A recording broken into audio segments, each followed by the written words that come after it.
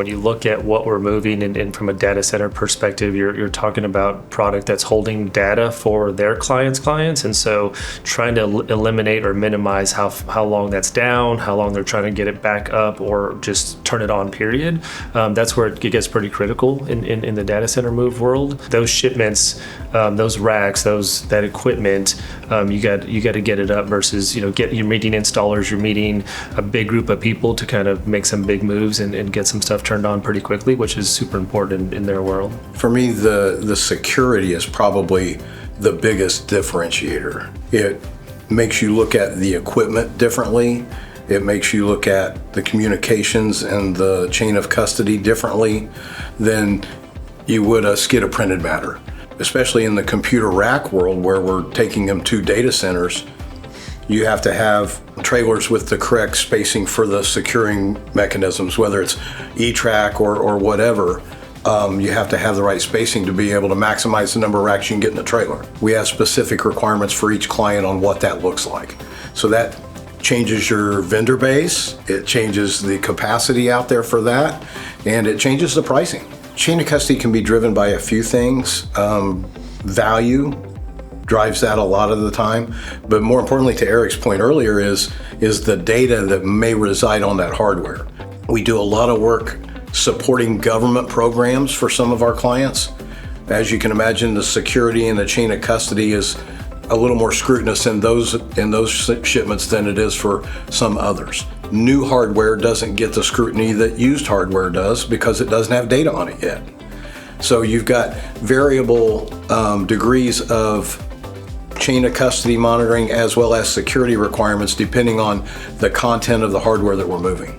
Yeah, I would say the more sophisticated clients, when we engage with them and we're going through a solutioning protocol or a process, that most of them would have a BRD or a business requirements document that outlines their requirements and expectations. Many times there'll be a collaborative session in that initial process that we review that with them, and then sometimes we can take past experience or best practices from other clients and engage with them and say, hey, have you thought about this? So I think there's some of that we've done with clients with a business requirements look.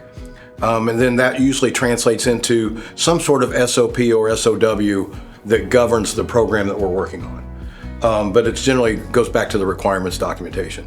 Many are pretty good at that, and some are completely lacking and look to us to help them craft that. If they're getting into a new area of business for them, or they're doing a data center relocation where before they were just doing some new hardware, that could change the dynamic and the things that they might want to consider as part of their BRD. I think you're going to want to know, right, what are you moving?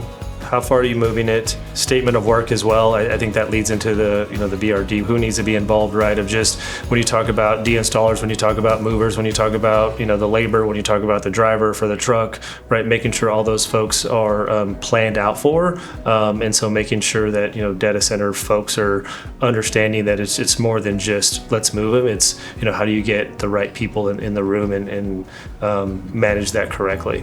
Procurement people don't always know from a business unit standpoint what those requirements need to be.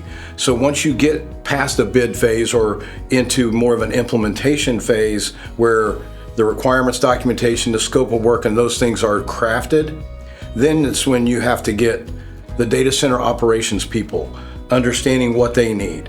The security people at the data center, what do they need to gain access to the facility, things like that, as well as the logistics team for that customer who's responsible for the execution. So it's reaching to each one of those groups within that customer, because often they don't talk to each other. Data centers, when you talk about, referred to as colos as well, right? So you have different folks managing different parts of the areas within those data centers, right? So making sure security is a big one, right? Do we have the right equipment? Do they have the right resources on that truck, the right drivers? Do they need passports? Do they need driver's license? Like there's some requirements specific to those, and so making sure all the units within that data center are providing that information so you can create the BRD, the SOW. So then when you're ready to rock and roll, it happens a little flawlessly. Getting a business continuity plan as well as some disaster recovery plans in place for It could be as small as a mechanical on the truck. There's a tire blows. What do you do? If there is an accident and the road is closed and you have to reroute, what do you do? We have, back to the chain of custody piece, there are some clients and some shipments that require designated stopping points on the route. Depending on the value or the security of the truck, it could be escorts. And with the technology available today, you can put devices in the trailer, on the tractor, whatever, that enable you to know, was the door opened? Was the temperature requirement exceeded? All of that stuff is available, and if you geo-fence that route based on what we've given them in advance, everybody's going to get an email if that truck goes off route. So that's the type of things that we push for our clients, and they expect from us in some cases to be able to provide as part of our service package.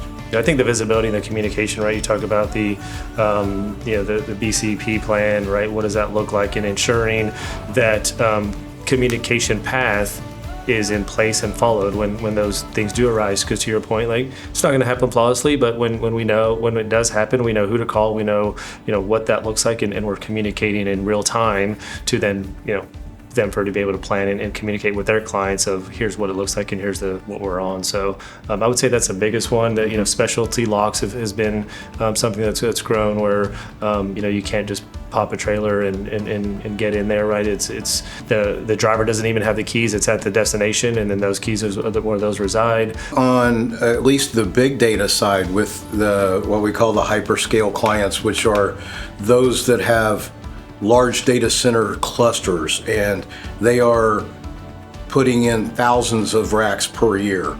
Those are campus setups now. They're very advanced. They're being built out as we speak, and everybody's chasing the power, right? So if you don't have the power, you can't run these things.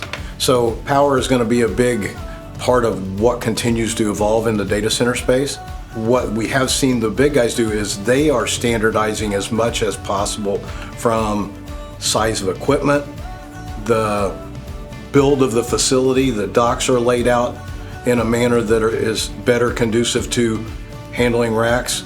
Much of the older infrastructure in the United States, especially north and east, you've got buildings and facilities that were retrofitted into data center versus purposely built as a data center. Now we're seeing more purposely built data centers. So I think you see better consistency and better ease of movement of a rack once you get it on the property. We still have those clients that are in either colos or older facilities where you have to bring floor covering with you. You have to protect corners of walls with something while you're moving the equipment inside.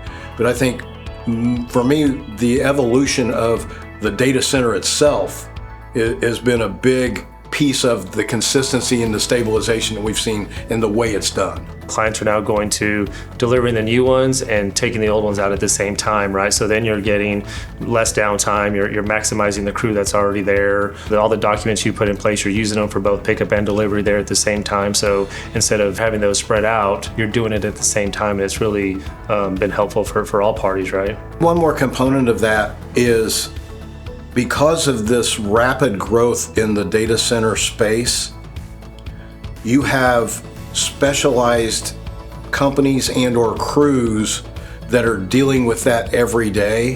Whereas 10 years ago, we would have a local pickup and delivery partner, and we would send them some computer equipment, and they're learning how to put it into a space where it goes. These folks now they do that for a living. They don't go deliver restaurant equipment or tires or any of that. They're doing data center work every day. So you have familiarity of the equipment, the tools, and the requirements needed to execute it very efficiently. So we're seeing that become more efficient, especially in the purpose-built locations. They're coming up in those markets where the data centers are starting to pop up as well, right? So the Northeast, down south, right, in the West Coast. So this very strategically they've been built themselves. We as logistics providers have been asked to reach further into the data center than we ever have before. Historically, it was get it to the dock. Then it was, one version of the term white glove was get it to the dock, unpack it, and get the trash out of here. Then it's unpack it, push it to the data center floor, the actual slot where that rack belongs, and do that. Now we're being asked to look at cabling, all the way up to cable termination of the rack itself. We are being asked to reach further and further into these data centers than we ever have as a logistics company. I think that goes with understanding what you're looking for, right, and making sure that they're providing kind of maybe some credentials, if you will, of what does that look like from their training methodology, their security processes, ensuring that they're kind of going through, as we talked about earlier, the units within those data centers, right, making sure that they're checking those boxes for those folks, that they have what they need, right, from a process perspective. Our white glove partner base is growing. It's continuing to grow because the industry is growing so fast. But we've also got some that are very tenured, and we've been with them for a long time. So we have that documentation, that standardization and familiarity that builds that trust we talked about earlier. If I was in those shoes, I would definitely want to understand, again, that standardized process and what that looks like in ensuring that there are the methodology to onboarding, to movement, to the communication within the data centers, right? The communication within the client, with procurement, with operations, right? Making sure that all that is in place. Checking in with as many people as possible to be able to maximize this.